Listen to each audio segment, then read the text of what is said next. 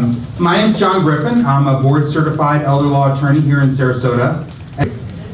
And Marilyn asked me to come and talk today about planning for your future. I call it solving the puzzle of long-term care.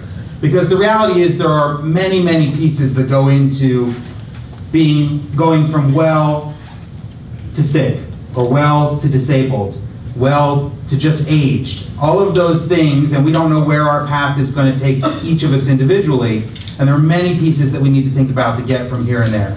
So this is going to be a little primer on some of that, some of your housing choices, some of your benefits options that might be available to you, and then ultimately things you need to be doing today to be prepared going forward. So let's get started. It's nice to see some familiar faces in here as well. So let's talk about the numbers. This really just deals with dementia. It doesn't deal with all the other illnesses or injuries that you can face as you get older. But when we look at the numbers, people with over 65 with dementia, it's already 13% of the population is going to have dementia over 65. And when you get to be over 85, that number gets split 50-50. The Alzheimer's Association uses the statistic that 1 in 7 people in Sarasota County currently have Alzheimer's disease. That's a terrifying number, especially as you're out on the roadway, to think about. But the reality is that's a huge percentage of our population here, because of course, being an older population, our population skews much higher than the rest of the country. So we need to be concerned about our well-being as we go forward, because the numbers are terrifying as we look at aging and not having a cure for many of the illnesses and injuries that we deal with, as most of you already know. So what I talk about, I want to tell you, it's a team approach. I'm just one cog in the wheel here when you look at planning for long-term care.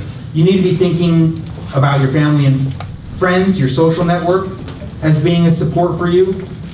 When I talk about family and friends, I want to remind people that sometimes it's friends and not family. Your family may not be here. And oftentimes in our practice, we see family members that step forward and try to get mom and dad to leave their social network, leave their support group, and go back to, New Hampshire, go back to Minnesota, go back to wherever the kids are. And that's not always the best choice. When we look at what we have here in Sarasota, we have more services like the Parkinson's Place, like organizations and support in the Senior Friendship Center, and all these groups that provide more support than you can find probably just about any other community in the country. So we're very lucky to live here. And sometimes kids are quick to rush you back to be by them. And they work a 45-hour work week, and you're left sitting at home without your support network. So really consider who you need to have around when you're making that decision.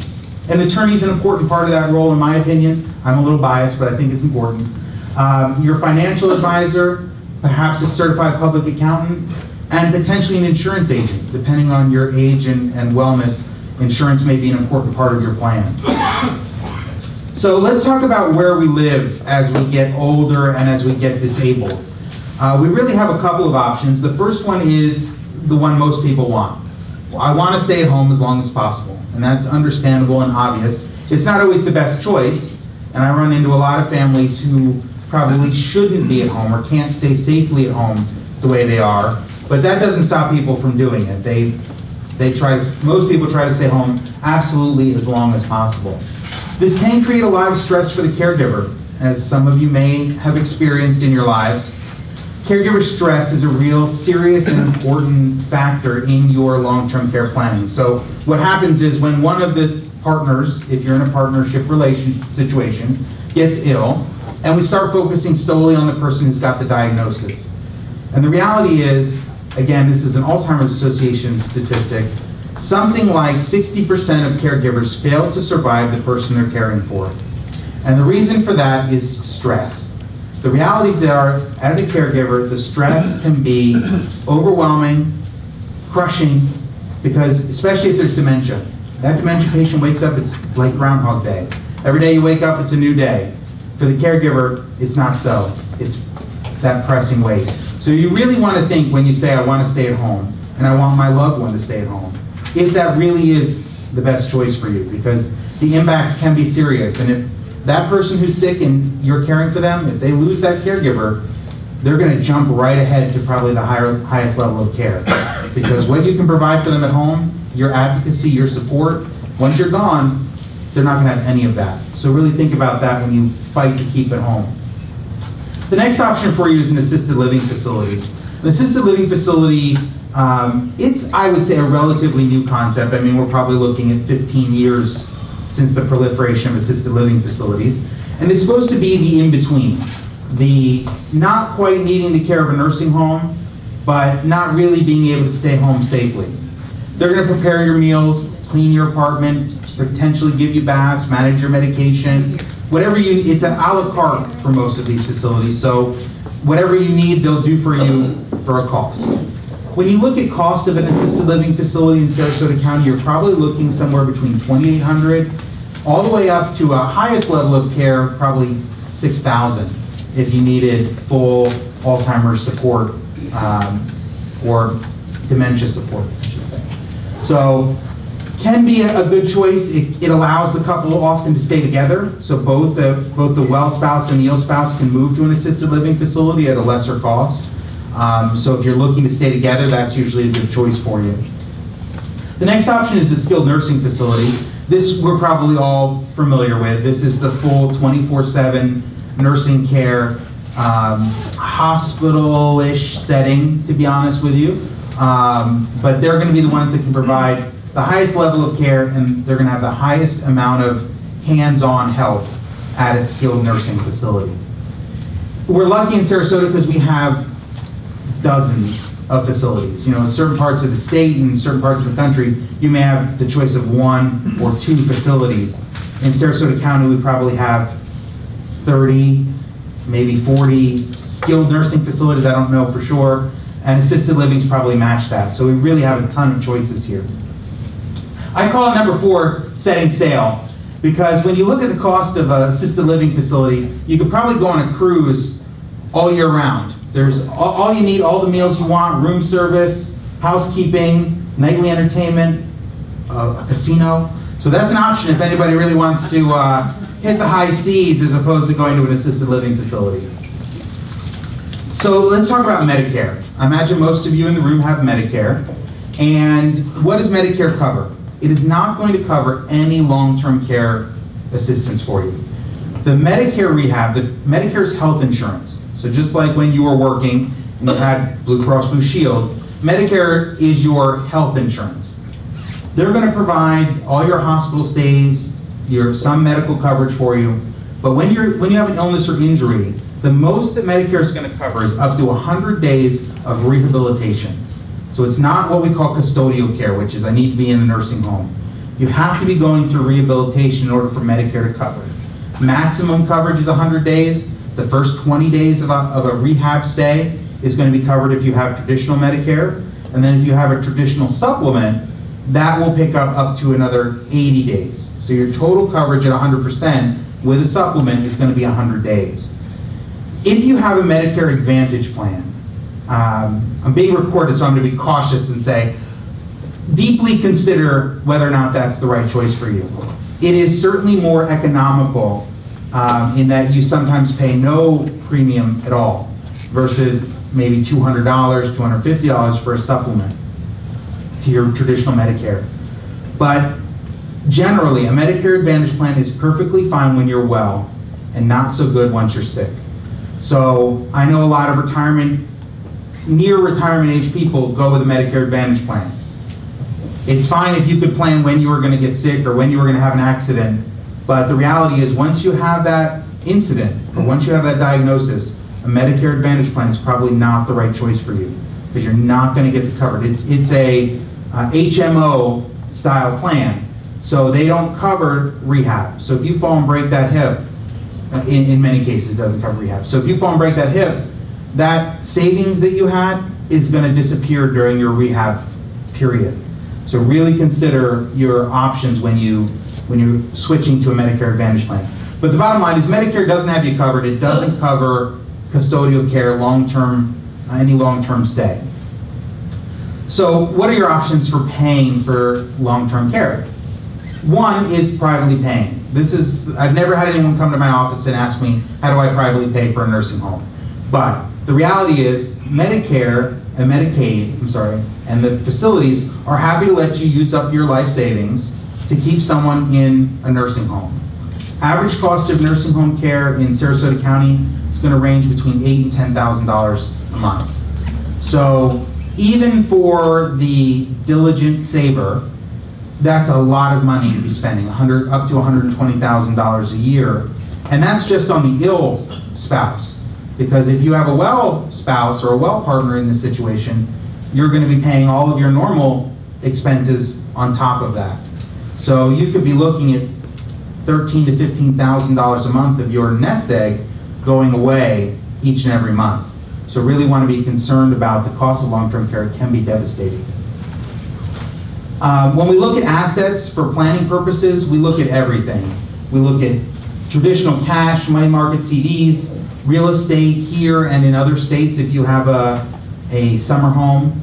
IRAs, retirement accounts are all included. None of those have any protection inherently.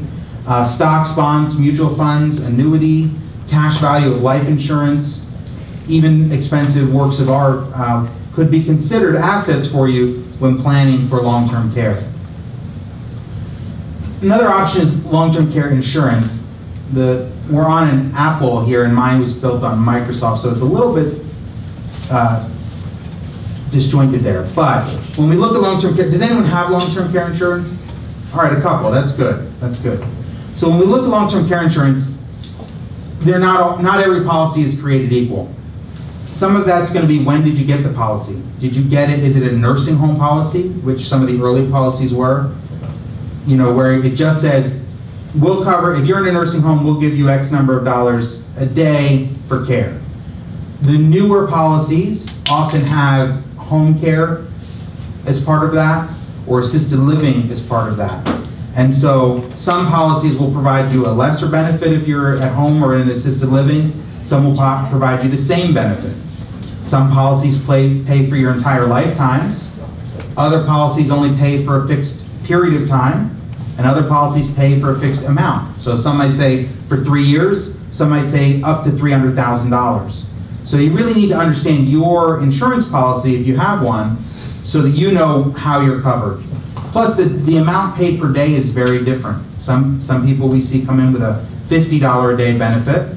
Others come in with a $250 a day benefit. So just having the long-term care insurance isn't enough if you don't fully understand how that's going to work into your plan. If you don't have long-term care insurance, it's a good product. But most of the time, most of my clients, by the time they come and see me, it's too late. If you already have a diagnosis, including sometimes sleep apnea and some things that you wouldn't think of as being serious, you may not be eligible for long-term care insurance. So if you're well and don't have a diagnosis, now may be the time to consider your options for long-term care insurance. Or if you're the well spouse in a partnership, even though your partner can't get it, you may want to think about getting it for yourself. One thing I caution is long-term care insurance, I think, was a victim of its own product, in that when it first came out, the brokers who were selling it were trying to sell the Cadillac. You know, sell everybody the highest level of protection, 100% protection for the rest of your life. And it was extremely expensive to buy. You don't have to necessarily protect 100% of what you have. You don't have to cover yourself that much. So you want a broker who is going to work in a fair and reasonable way to assess what you need. Would you be potentially eligible for VA benefits? Is Medicaid an option for you? How much income do you have? How many assets do you have? And they should be doing a formula to show you why that level of coverage makes sense. So if you're working with somebody and they're just sort of bulldozing you into maximum coverage, that's probably not a good agent you want to be working with all due respect to anyone who does that. So let's look at option number 3. How many veterans or spouses of veterans do we have? Okay, quite a few. So thank you for your service. We'll start with that. And as a thank you for your service, the VA has some benefits available to veterans.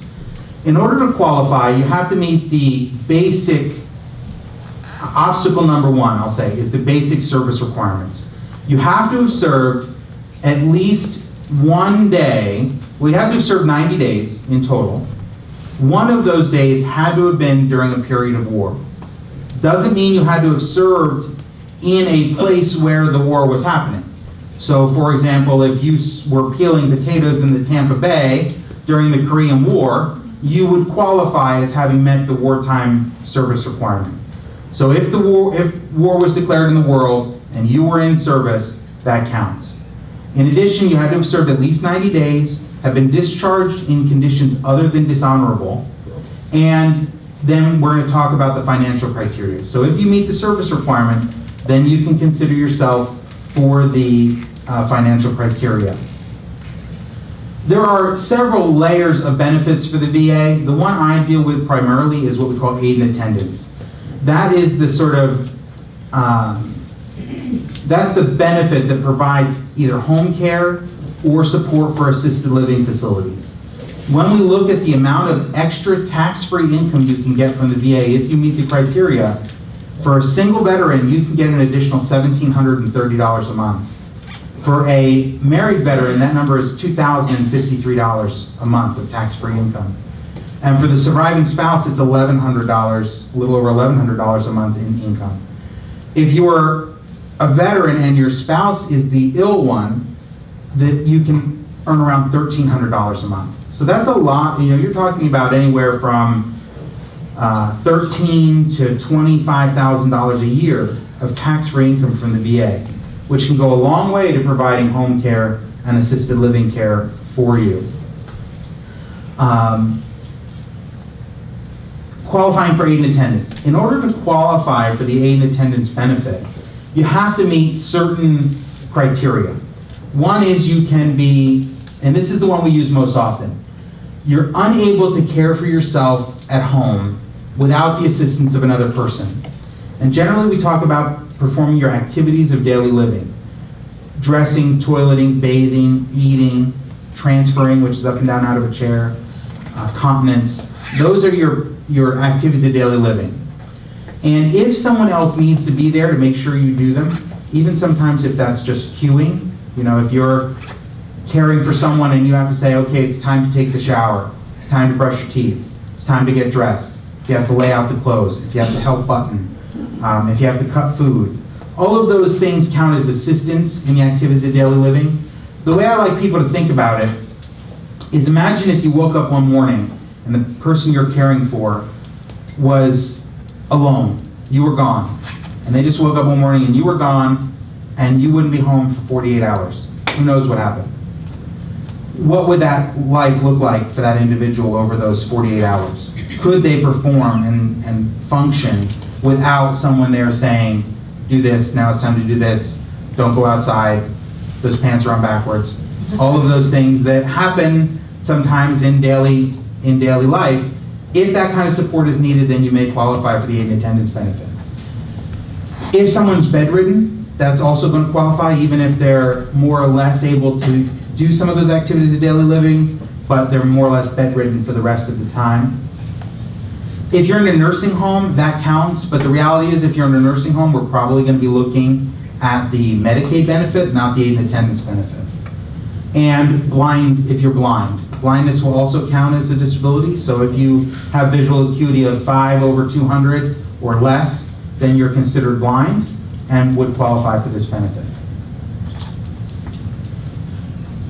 Option 4, well, before I go on to that, I want to talk about another VA benefit, only because although I don't traditionally deal with this, there is a disability benefit.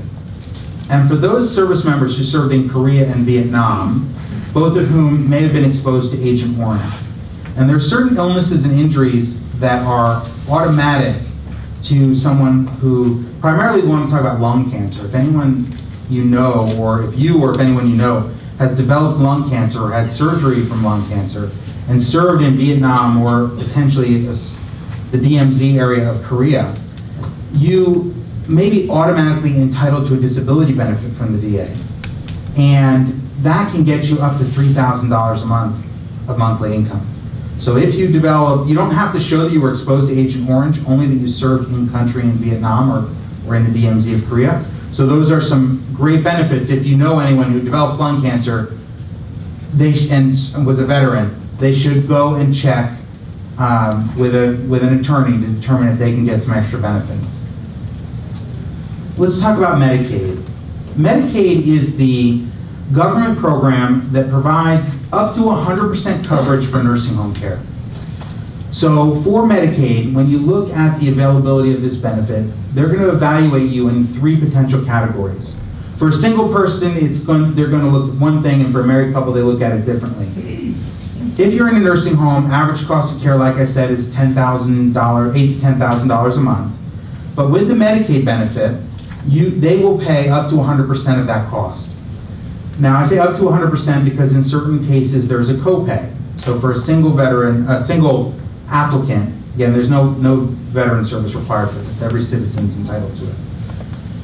If you have assets, I'm sorry, I'm getting off topic. Let me go back. If you have $8,000 to $10,000 a month in expense and you make $2,000 a month of income, you may have a copay equal to your income. So if I make a $2,000 Social Security benefit and I'm in a facility, I pay $2,000, Medicaid pays the other $6,000 to $8,000. Okay? If you're a married couple, that isn't necessarily true. For many cases, for married couples, I get a lot of clients who come to my office and are concerned, how am I going to live? If I put my spouse was the primary breadwinner, they make $3,000 a month, I make $700 a month. I can't afford to have my spouse in a facility and them spending even $3,000 a month and me having no income of theirs to cover my expenses. In that situation, there's a lot of planning we can do to get the income of the ill spouse turned over to the well spouse to cover 100% of your expenses living at home. And we'll get into that a little bit more, but there is huge protections there for you if you're the well spouse. You never want to be making a decision about whether or not someone should be in a nursing home because of the economics. The reality is this government program is there to guide you and protect you, and economics should be not a factor in your decision to place your spouse in a nursing home. So if you're concerned about the cost, talk to an elder law attorney and get some guidance about what your situation will look like, because economics may not matter. When Medicaid evaluates the applicant, they're going to be looking at 3 particular areas. First is health. In order to qualify for the Medicaid benefit for what we call institutional care, you have to need those assistance with those activities of daily living. So again, dressing, toileting, bathing, transferring, showering, all of those activities. If you need help with them, Medicaid will consider you eligible for nursing home care. Income. In order to qualify, Medicaid makes it particularly difficult in Florida. In Florida, we have a very generous Medicaid program compared to other states. I tend to say the farther north and farther west you go, the harder it is to get Medicaid benefits. The reality is Florida is pretty generous, but they do make you jump through hoops on the income side. We are what they call an income cap state, which means if your income is over $2,130, you are not eligible for Medicaid without creating something called a qualified income trust. So if you make under $2,130, you're okay. If you make more than that, you have to create this new bank account, and you have to move all of your excess income from your current bank account into this new bank account called the qualified income trust. I tell people it's like government sanctioned money laundering. Imagine every dollar you have over $2,130 is dirty money that you can't have. Medicaid makes you put it in this new bank account, it gets washed off, and you're going to spend it that same month. You're either going to pay it to the nursing home, or you're going to give it back to your spouse, depending on your circumstance. So it's really nothing but a loophole that you have to jump through, a hoop you have to jump through in order to get benefits. But in order to create that qualified income trust, if you're a single person, you have to have a power of attorney that's sufficient and appropriate that authorizes the creation of that trust. If you don't have a good power of attorney in place and you need that qualified income trust, your family could be forced to do a guardianship, which is a relatively overwhelming process that involves several attorneys, doctors, social workers, and the court all being involved to determine the capacity of your loved one. Not really a situation you want to put your family in.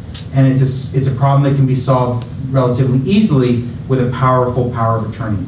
So that's going to be something we'll talk about. But that's an important category. Although we can overcome it, if you don't plan ahead, it can be difficult.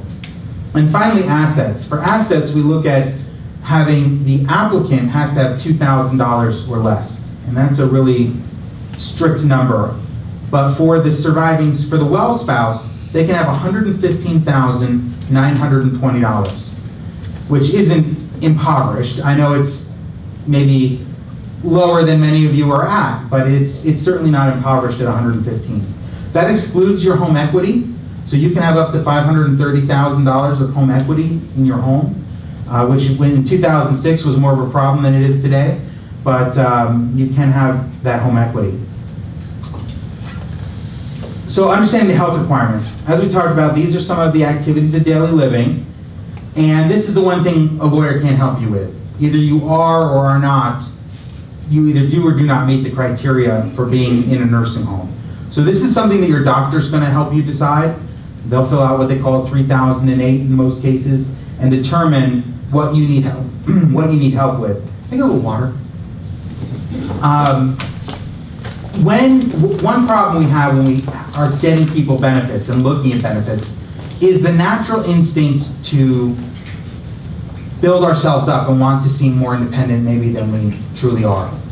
It's not uncommon for a client to go and see the doctor and not tell them about the medical conditions, not tell them about all the things that are being done by the spouse, and to sort of make ourselves seem better than we are in fact. And so one of the realities that has to happen in this process is sometimes the well spouse, the caregiver, has to step up and speak up and say, I'm doing all of these things for my loved one.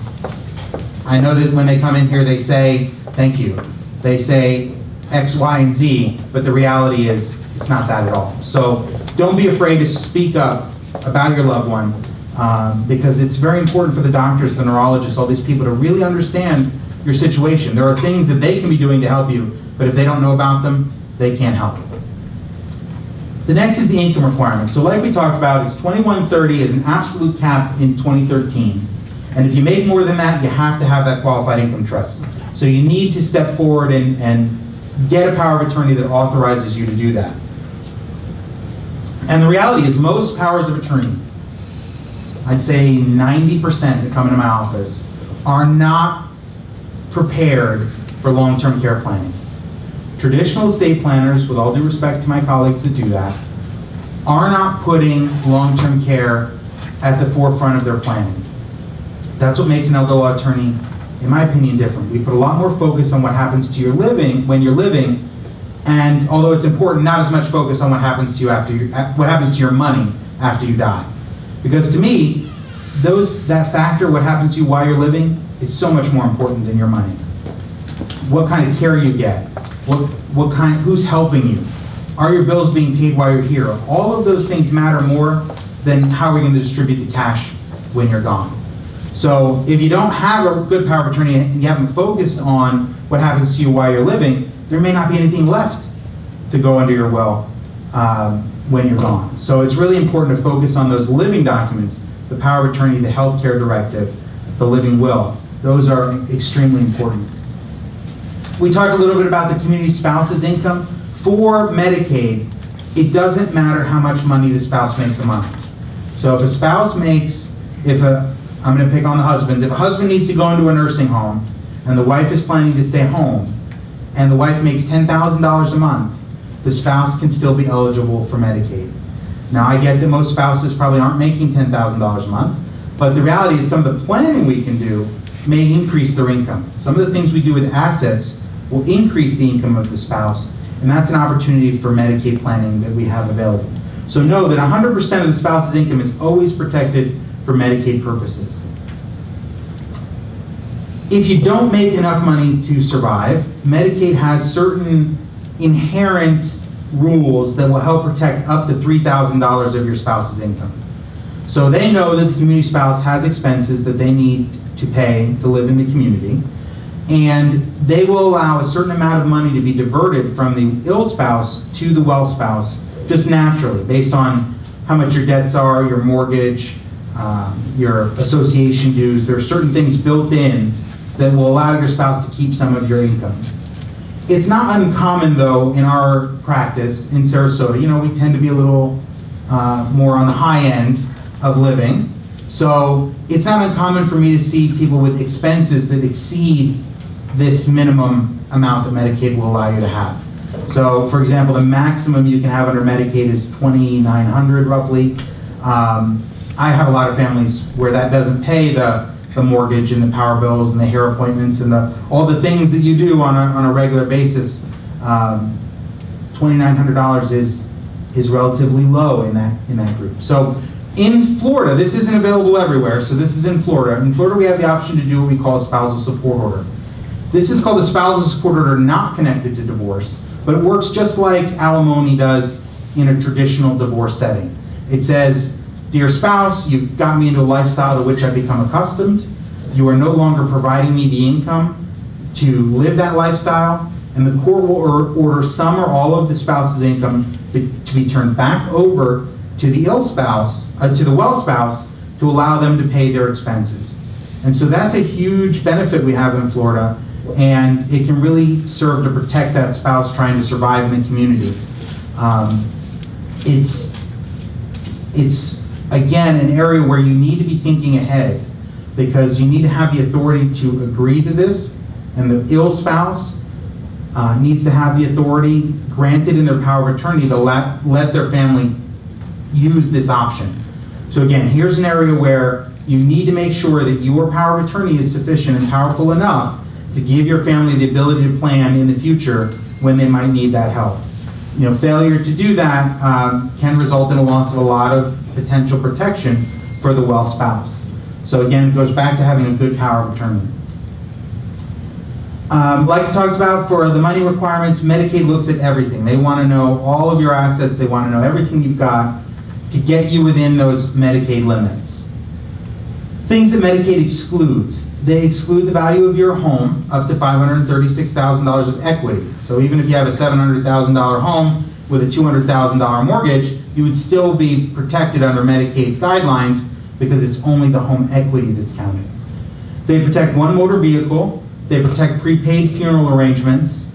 Some other burial expenses. Your household goods are generally not counted. Some whole life insurance and all group and term insurance. Other than those couple of things listed there, everything is counted for Medicaid. So this is where you need to be when you look at it. For the applicant, they have to have the activities of daily living need, they have to have the income requirement, and $2,000 or less. That's very strict, obviously. So with proper planning, especially if you're married, we can move all of the assets and some of the income down to the spouse and get the applicant eligible. For the spouse, they don't look at your health. There is no maximum income, so it doesn't matter what you make a month. And then you have to be within that $115,000 asset limit. This is where the lawyer comes in to make sure you fit in these boxes. And we have a lot of planning tools to help you do that. If you have $500,000, you can still be eligible for Medicaid by fitting you in and using the planning techniques that we use. Basic planning tools, Medicaid will let you pay the nursing home down till you have $115,000 or $2,000, depending on the circumstance. I put boo there because I don't think anybody really wants to go broke paying for nursing home care. The next is to buy those funeral arrangements. If you don't have them, that's a good thing to prepay. The reality is your family's going to need it one way or the other, so you might as well plan for that in advance. Generally, it's cheaper if you plan ahead. Generally, it's cheaper if you plan it yourself because you don't have that survivor's guilt where you get the gold casket instead of the wood one. So generally, prepaying is a good idea for funeral arrangements if you haven't done that. You can buy a new car. That's a scenario where something people put off for a long time. And when we're planning for Medicaid, if your car's from 1993, it's probably time to upgrade to something a little more current, and so Medicaid planning is a time to do that. You can fix up your house. For a lot of people that are close to that limit, you need those new carpets, you've been putting off that roof, that air conditioning. That's a good time to be taking care of some of those things. Because once you plan for Medicaid, you're not going to have that cash available at that moment. So if something goes wrong, you won't have a lot of available cash, so we want to do those things in advance. Another big one is when we're looking at your net worth, you want to pay off your debts. If you're carrying a big mortgage, if you're carrying a lot of credit card bills, Medicaid planning is a good time to pay those off, because those will reduce your assets for Medicaid. It'll increase your available income because you won't be paying those monthly bills, and that's a good situation. But let's say you have too much money to do just any of those things. Then we have some other options. It used to be, before 2005, federal law changed dramatically. It used to be that we did gifting. We would create a structure of gifting where each month you would give away a certain amount of money, and every time you did that, the gift disappeared. That went away in 2005, implemented in Florida in 2007. So simply giving your money away is no longer an option. So what I warn people is, if you know somebody in your book club or in your community group and they say, oh, well, I did this, just be cautious, because those things may not be applicable anymore, and the law has changed dramatically in the last couple of years. So you don't want to rely on anyone else's guidance. Make sure you're doing things that are current and permissible. The Medicaid look back, so a lot of people come to me and right now they're giving away $10,000 or $13,000 a year because they know it's permissible under the IRS rules. Well, a couple things apply there. One, in Florida, most people are unlikely to pay any estate tax. The current estate tax in Florida is around $5.25 million per person. So that's $10.5 million for a couple, and that number is going to go up each year. So if you have less than $10.5 million, then you don't probably need to be doing a gifting strategy using those IRS rules. Because if you live in Florida and your property is in Florida, you're not going to likely pay any estate tax under the current law. In addition, Medicaid doesn't exclude those gifts the same way the IRS does. So the IRS currently excludes $14,000 a year where you don't have to even report it. Medicaid's not the same way. For each one of those $14,000 gifts that you give away, Medicaid's going to impose a 2-month penalty, close to 2-month penalty, for each of those $14,000 gifts. So if you gave away, let's say you have 3 kids, and you gave away $14,000 to each of them, you have now a 5 to 6 month penalty that you're going to have to wait out if you apply for Medicaid within 5 years. So that $14,000 gift now costs you an extra $50,000. So for each one of those $14,000 gifts, you got to add the $16,000 it's going to cost you to be in a nursing home. So you've doubled the amount that gift costs you. So you really want to be cautious in engaging in that type of planning, because somebody tells you that you can do that for tax purposes. The reality is most Florida residents don't have to worry about that, and it can cause serious problems for you if you need long-term care. The look-back period. A lot of people have heard about the look-back period for Medicaid, and the look-back period currently for Medicaid is 5 years from the date you apply for benefits. So if you gave away money today, if I gave away $100,000 today, I'm going to have to report that gift to Medicaid if I need benefits any time between now and 5 years from now. So from now and October 2018. That's a long time to wait. But there is no look back for interspousal transfers. So if you're a married couple, your spouse can give you 100% of what they have without any penalties for Medicaid. And that's where, for married couples, we get a lot of our planning opportunities. We can move money to the well spouse, plan and convert some of those assets into an income stream, and that income stream disappears for Medicaid planning purposes. So the 5-year look back does apply to gifts made to your children, to your neighbors, even to a church if you've made any major gift to that type of organization. So you do want to be concerned about that, but you don't have to be concerned about transfers between spouses. If you have a disabled child, those same rules don't apply. So if you have a child with a legal disability, meaning they're been determined disabled by Social Security, then there are different rules that apply in that scenario, and you almost have an unlimited gifting amount that you can give them. So if you come and you want to do some Medicaid planning, be certain to tell the lawyer if you have a disabled child, because there are other planning options available to you. Examples of transfers that apply for the look-back period that people don't always think about. The obvious one is the gift of money. If you give money, it's a gift and it counts. But another area that might be of concern is if you add your child's name to your house. A lot of times your kids will come and say, hey, add me to your house so that if something happens to you, I'll automatically have the house and we won't have to worry about it. Medicaid's going to count that as a gift and potentially penalize you for that transfer up to however much, whatever percentage you gave them. Another option to avoid that problem is what we call Ladybird deed. That Ladybird deed, named after Lady Bird Johnson, works like a pay-on-death account at the bank, if you're familiar with that. It's like naming a beneficiary on your house. So right now, you may have all of your assets in a trust except your house. And if you passed, you would require probate in order to move your house from your name to your kids' names. The Ladybird deed avoids that problem. It transfers the house from you to your heirs automatically at your death upon presentation of a death certificate. So that's a huge advantage for your family in that they get immediate ownership of the house without having to jump through any hoops, but you don't have the burden of having made the gift to them that can be disqualifying. So you definitely want to consider the Ladybird deed. Another option that we look at is if you're a married couple and one of the spouses is ill, we may consider taking the name of the ill spouse off the house. And the reason we do that is because if you need nursing home care, we talked about that house being an exempt asset, but it's only exempt as long as it's a house. And if the well spouse passes away, and the ill spouse would require then care outside of the home, then the family is left paying for those bills and maintaining that house for the lifetime of the ill spouse.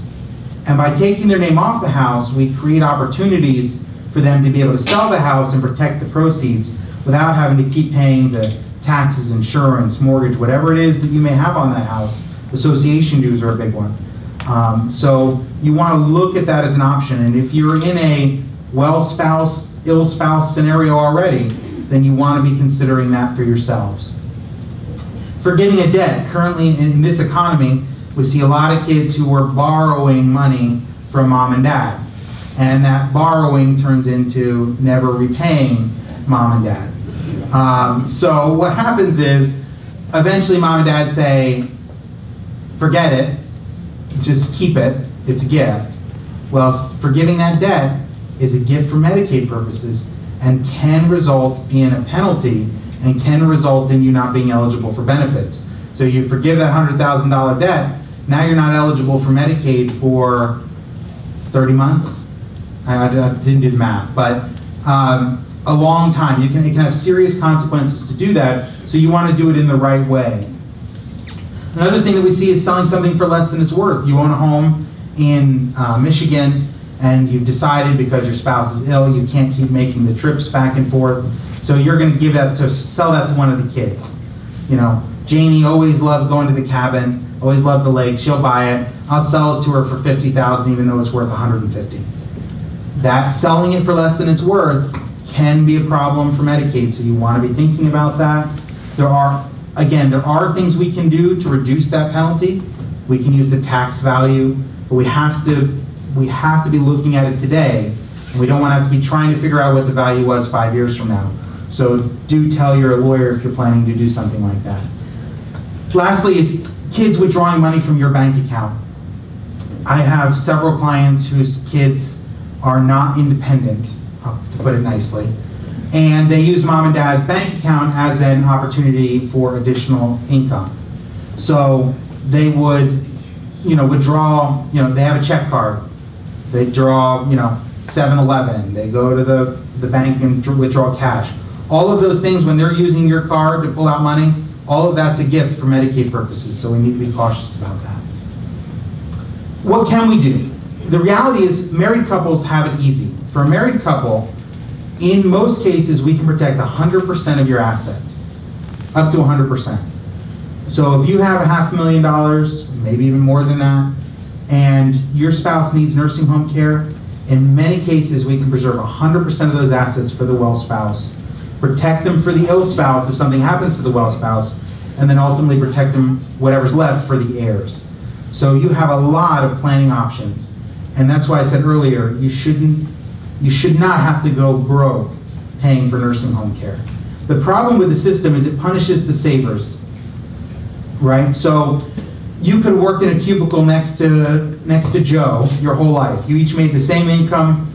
You lived in, the same community. Joe spent every dollar he got. He went to Vegas, he went to the Bahamas. You put 75 cents of every dollar you made into the bank. So now in retirement, you've got money and Joe's got nothing. Well, you both develop Alzheimer's in the same day, end up in the same nursing home. Joe doesn't have a penny, so Medicaid picks up 100%. You've saved your money and they want you to pay $10,000 a month. It's really an unfair system. So what we do with Medicaid planning is really try to level that playing field, not to punish the savers and reward the spenders. So how do we do that? Married couple, it's easy. We're going to do probably something like an annuity. All right, now I know a lot of people say, oh, I don't want an annuity, I heard terrible things. When you're in a crisis situation, when you're in a Medicaid scenario, this annuity can be your best friend. So it's not all the traditional annuity stuff that you know about. We would talk to you about that, but annuity is a good option for a surviving spouse to be able to protect 100% of those proceeds. If you're single, you don't have those same planning, you don't have the annuity option available. So we'd probably be looking at something like income-producing property. I don't want to go into great detail now, but that's a strategy where we can still preserve the assets, generate an income stream for you to help pay for your nursing home care, but ultimately preserve the balance for your family long term. So what do you need to do now? I'm going to skip ahead there. So what do you need to do now? The reality is there are steps you need to take now to be able to do this type of planning in the future. The most important step you need to take, in my opinion, is creating a powerful power of attorney. That power of attorney is essential to allowing your family to be able to take these steps and help preserve you if you need Medicaid or VA benefits. When we look at the power of attorney, the statutes were revised in October of 2011. So if your document predates October 2011, you probably do not have the most current set of rules and requirements that need to be in the power of attorney. Now I have some clients in the room, so I don't want you to panic. If your power of attorney predates October 2011, it doesn't mean it's invalid. But there are some new statutes and requirements that if your power of attorney didn't, I like to say that our power of attorney pre-2011 sort of already meet the rules and requirements. But most power of attorneys don't. So if you predate October 2011, I would say it's time to revise that, time to review it, have a lawyer look at it and tell you if you're up to the current rules and regulations. Also, as I talked about before, most powers of attorney don't include long-term care planning. It's just not something on the radar of your traditional estate planner. So if you went to a traditional estate planner, either here or in another state, you probably don't have those rules. Even if you went to an elder law attorney in Michigan, I don't know Michigan law, but assuming Michigan isn't an income cap state like Florida is, it may not authorize the creation of that qualified income trust. So if Florida is your home now, it's important to have that new power of attorney that's Florida specific and meets current law. Couple things to consider when you make a power of attorney. I skipped over the basics, which is what is the power of attorney? I imagine most of you have heard that before. Power of attorney is the person who's going to make financial decisions for you when you're not able to do it yourself. And I hear people say, well, my spouse is on all my bank accounts, it doesn't matter. Or my son's on all my bank accounts. It's not just bank accounts. It's insurance policies, it's taxes, it's any time they pick up the phone and want to talk to somebody about you, if the company is worth its salt, they're going to say, I can't talk to you, I'm not authorized. And you're going to have to present and prove that you are the power of attorney to do that. So that's what the power of attorney does. Other things to consider in your power of attorney is who you've named. Very important, because you're giving this person a lot of authority. In Florida, that person is authorized to act the minute you sign the power of attorney. There used to be something called the springing power of attorney, and some of you may have that, which says, my power of attorney doesn't come into effect until I'm unable to do something for myself. Florida has eliminated that as an option. So if you have one of those, it may not be valid anymore, and we certainly can't create that going forward. So as soon as you sign that document, if you name your son Joe as your power of attorney, and Joe has a copy, he can go out and be acting on your behalf. So if you don't want that person out there doing what they can do, then that's a consideration. You may not want to give them a copy right away. But you also want to think about who you name. In today's day and age, we don't really have to be concerned about location. For the most part, anyone can act around the country for you. If your son in California is the financial guy, in most cases, him being in California is not going to hinder you in many ways. But it's also important to pick somebody that you trust. I tell an absolutely true story about a client who came to see me and wanted a new power of attorney, and said she wanted to switch from one son to another son because the other son was coming to live with her. And she thought it would be a good idea to have the son who's living in her house be the power of attorney. I said, well, that makes sense. I said, so when is he coming to live with you? And she said, well, as soon as he gets out of prison.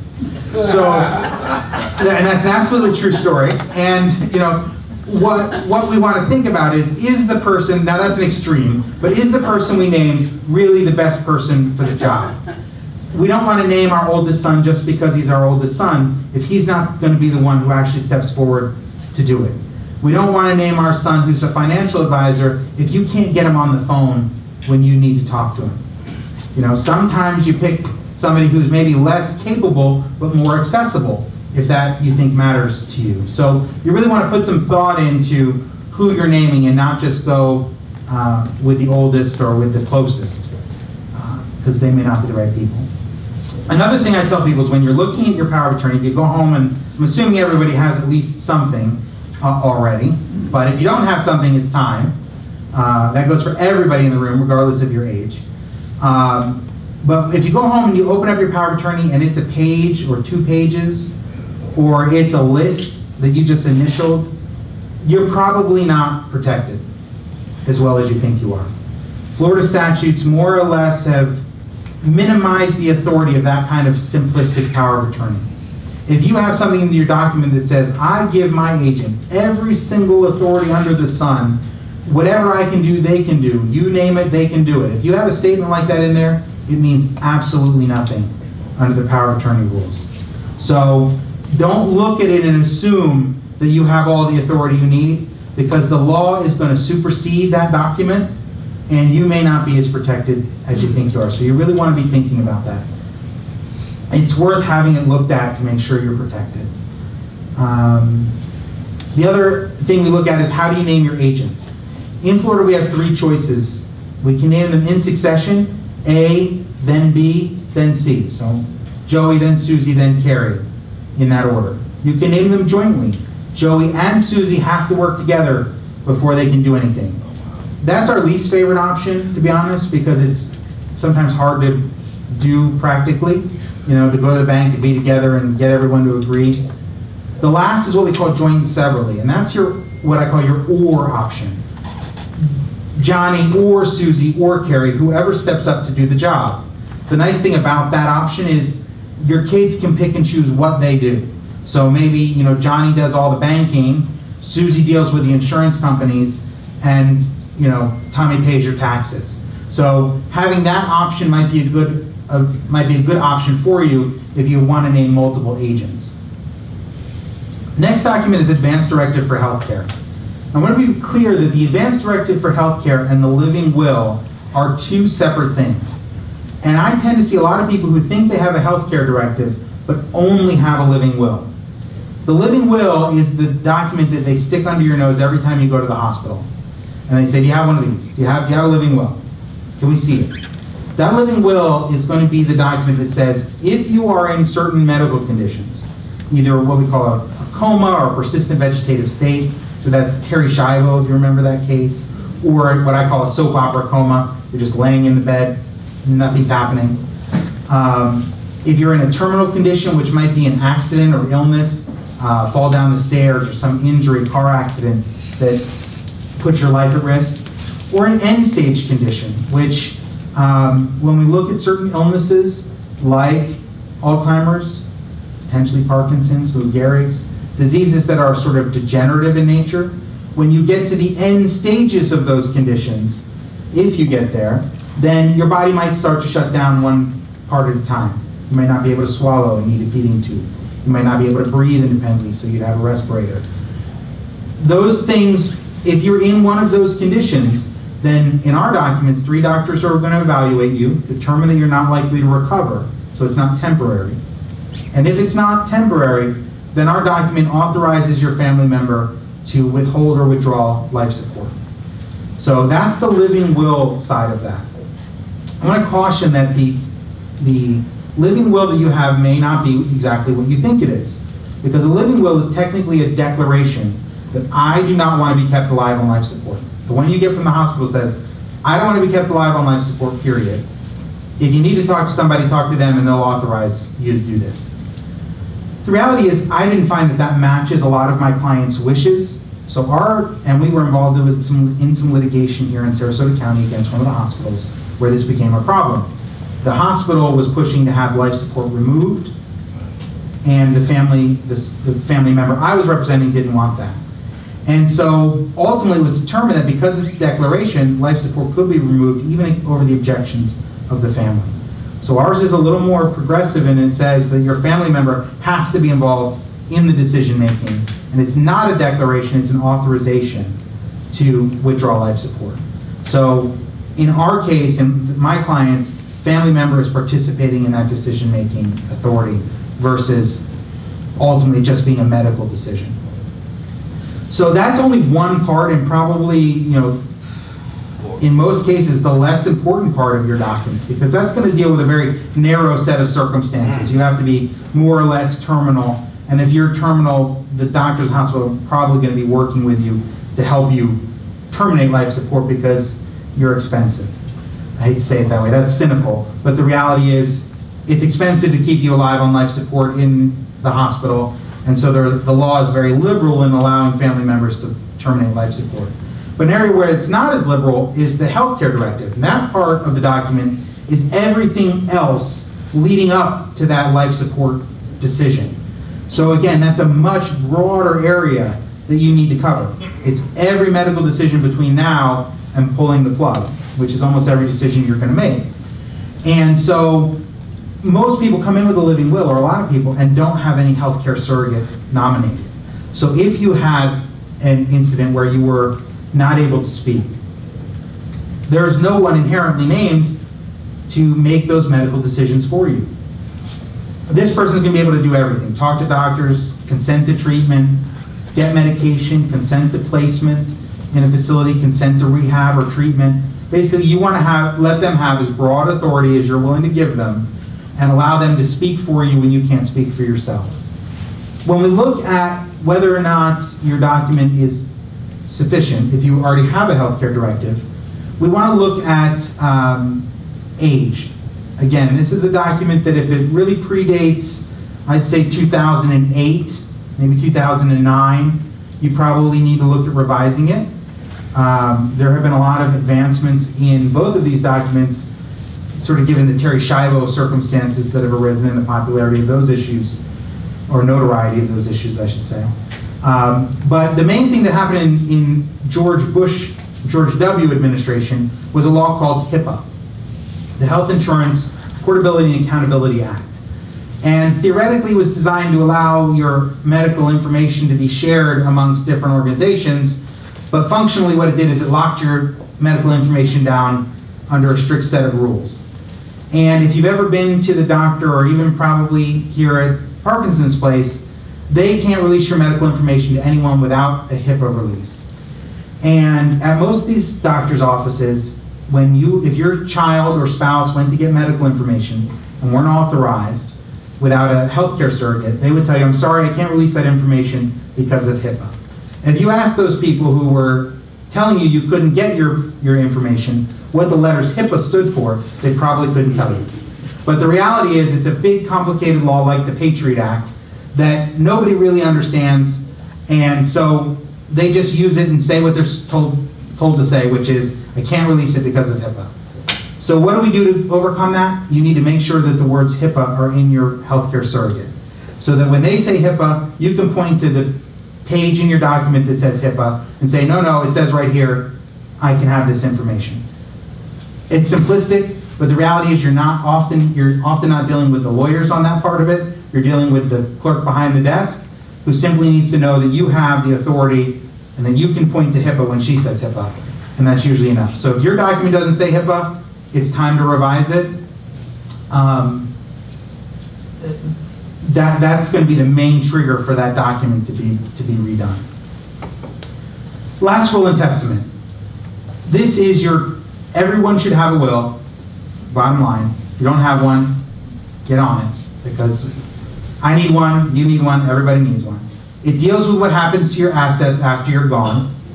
In many cases, we're going to try to do planning to avoid having to use the will, but you need to have it anyway.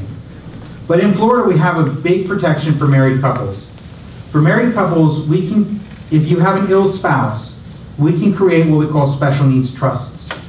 And we call it asset protection planning wills.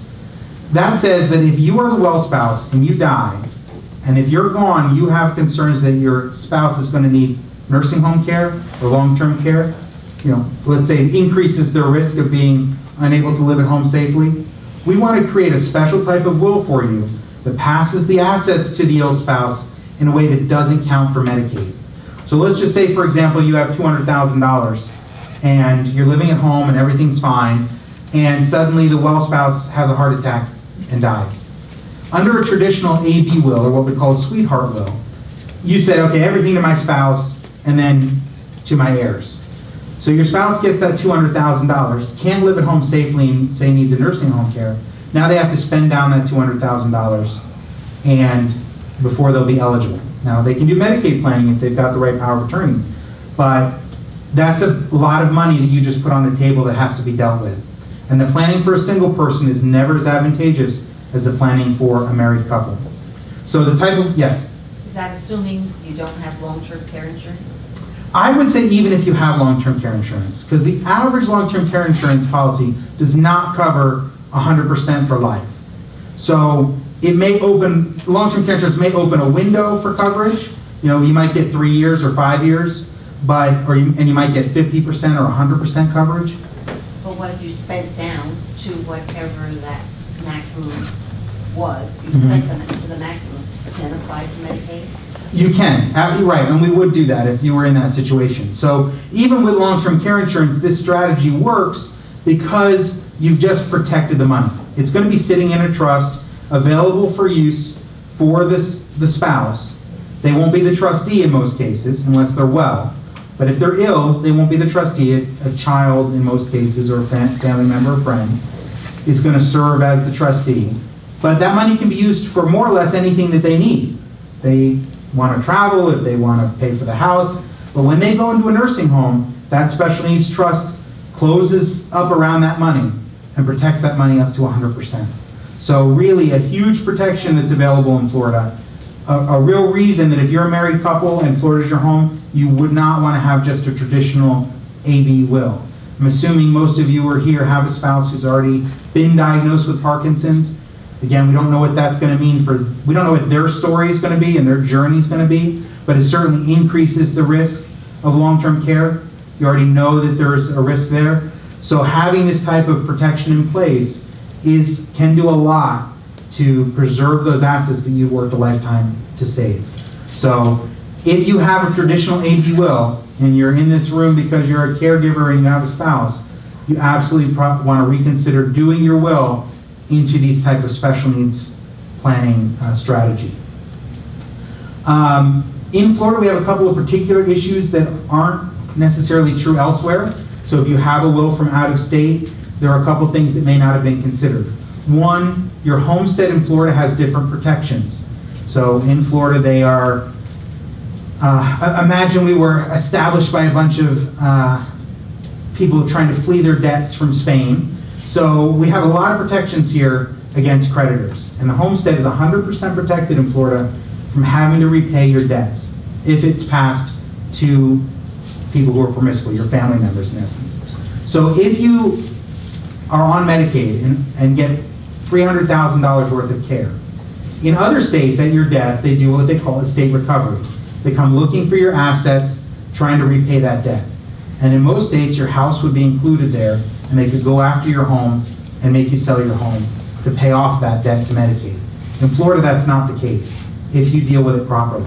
So that homestead is a huge protection of a large percentage of your assets, and if you deal with it, you can protect that home in almost every case to 100%. The other rule that we have in Florida that they don't have in other states, in many other states, is what we call the elective share. And that says, if there's any girlfriends in the room, I'm sorry, but you can't leave all your money to your girlfriend and disinherit your spouse.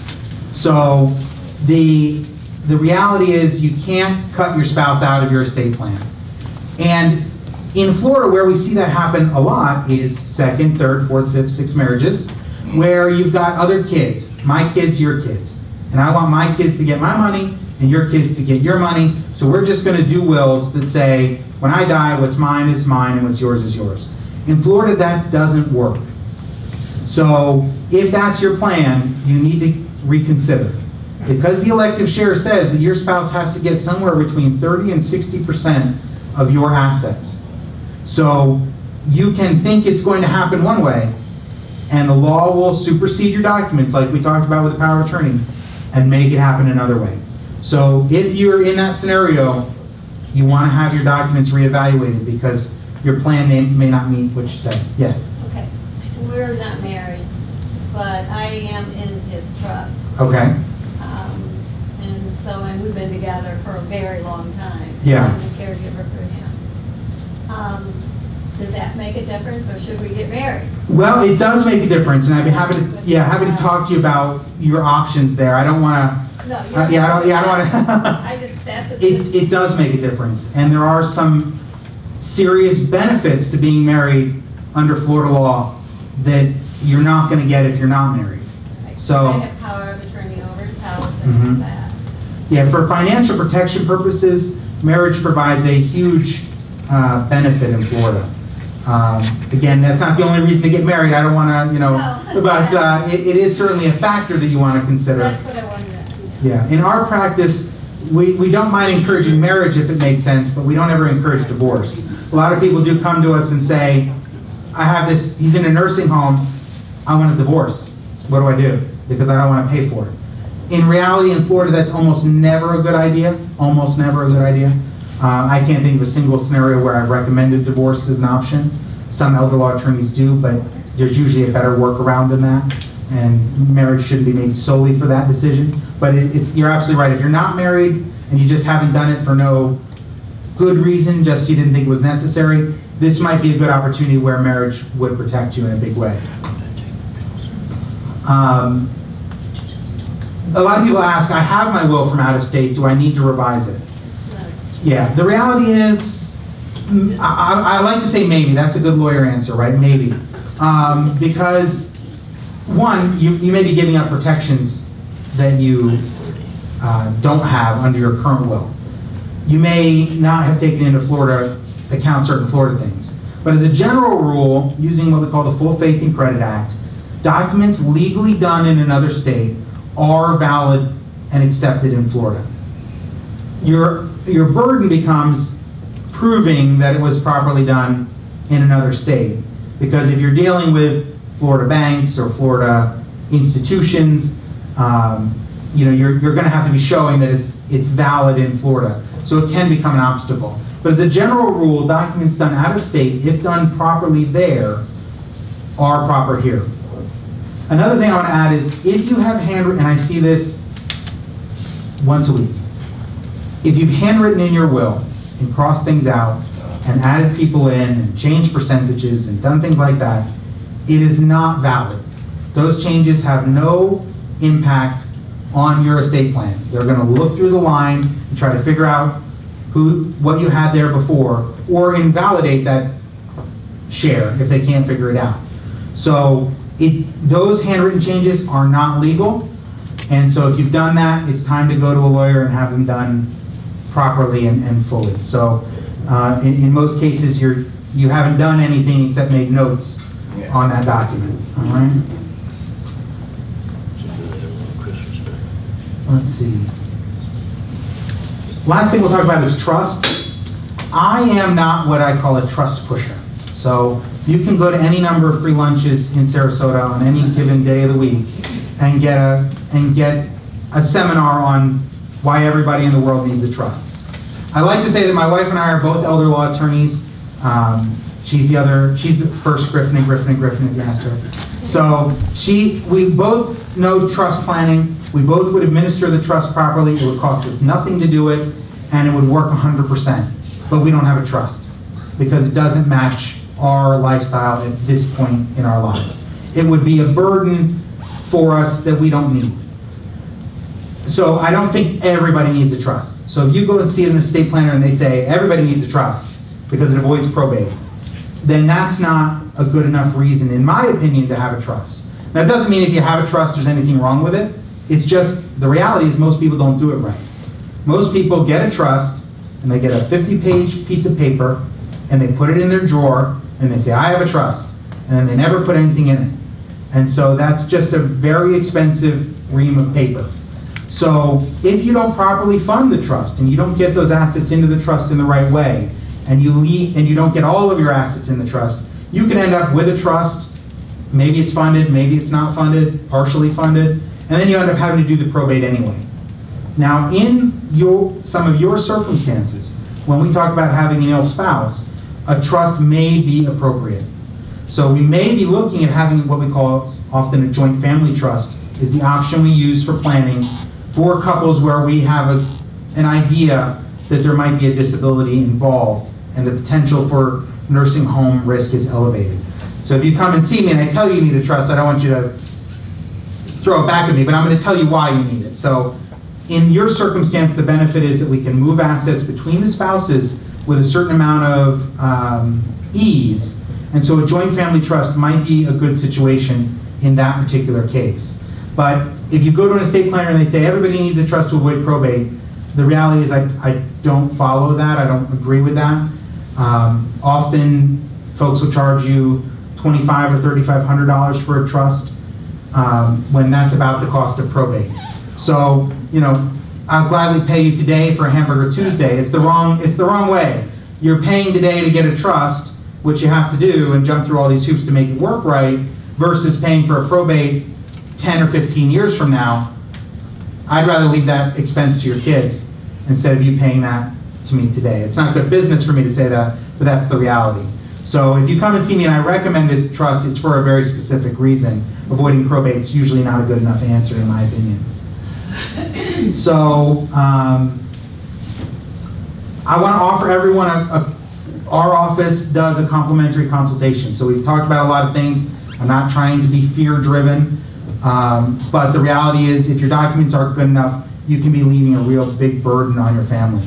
So what we are happy to do is we will give you a free consultation. You can come to our office, bring your old documents, we'll take a look at them. If we think you need something done, we'll tell you. I'll be honest, and I hope my reputation follows through with this. If I don't think you need something, I'm not going to sell you something you don't need. So it's really just making sure you're protected. Also, I brought Lori along with me so that if anyone wants a consultation, she has our calendar here available, and you can ask Lori to set you up on the calendar. So to make that easy for you, she's here and she can book you as soon as you want to do that. Peter. John, would you use a trust in your will if you're leaving something for somebody in your family and you want to set up some guidelines that they would spend it under, like education, health, absolutely. Purpose? Yeah, absolutely. We often recommend, even in more simplistic plans, considering a trust for your kids. Because I like to say both spouses and money run out. So your kid may be well off and married to some wealthy, great guy or girl, but that doesn't always last. Neither the money nor the marriage. So one of the things we might recommend for you for kids is to set up what we call descendants trusts. Trusts that are established for your kids. Sometimes they're their own trustees. They can be in charge of the money. But in Florida, I'm not a family law attorney, but in Florida, there is some protection for trust money in the event of a divorce. So if you leave your child a few, let's say $100,000 and they get divorced, that money may be protected from that and not be split in the divorce. If your kids have creditor issues, we have a lot of families now that are economically upside down, I'll say. So they have this debt, or they have this foreclosure, or they have this short sale where there's a deficiency. You leave the money, and suddenly you're just paying off the bank with that. So by leaving a trust for the kids, you may be providing them a lot of protection. Even if you don't think they need it today, they may need it at some point in the future. One of the differences in our documents as well, and almost all of our documents include that if one of your children should become disabled in the future, before your death, that same special needs trust that we would be using to protect your kids can be, to protect your ill spouse, can be used to protect your kids. So we have a lot of protections built into our documents that will help preserve that money so that your kids use it to improve their lifestyle and not simply just to pay off bad debts. Yeah, we have 2 children, Mhm. and we got on our trust equal 50-50-50. Mhm. Or should we name everything that we have? Is it okay if we say half goes to them and half goes to the other? It is. It is okay to say 50-50 that way, but it's only going to apply to things that are in the trust and things that don't have named beneficiaries. So, you want to think about that, but yeah, usually that is an okay type of split. We would prefer it to say percentages over dollar amounts when you're leaving distributions, because percentages get split equally. So if we're splitting $100, we get 50-50. But if you say I leave $10,000 to my neighbor down the street because she was always so good to me, and then everything else to my kids 50-50, and you die with $9,000, your neighbor is going to get 100% of what you have and your kids will get nothing. Oh. So sometimes leaving specific cash bequests isn't the most ideal circumstance. We try to get people to think in percentages because it can have unintended consequences. Right. Yeah. Yes? Back to power of attorney. If somebody's already done a power of attorney and they've given that person a copy, Mhm. and then you later want to replace it, say, hey, you're no longer the person. Can Yeah. you do that? How do You do that? can. You have to provide that person with notice. So if you replace somebody, they have to be basically given a notice of revocation saying, thank you, but no thanks. You're no longer serving as my power of attorney. Yeah, but if that person goes into, say, a bank someplace, Mhm. and says, hey, I want to cash this check. how do you Right. prevent that? Well, if you want to do a global notice, then we have to notify the corporate offices of the banks in which you hold your funds. So let's say you hold your money at Bank of America, we would send the notice of revocation both to the person who then becomes individually liable. So if they go in and then act, they're responsible. But also then we notify the corporate offices of the bank, not the local corporate, but national corporate or state corporate, and say this is revoked. So that if that person goes into that bank, uses your power of attorney and makes a withdrawal, if they've been noticed, the bank's been noticed, then they're liable for that, potentially liable for that withdrawal. Any other questions? No? Well, I appreciate your time very much. Thank you for having us, and thank you, Marilyn, for including us.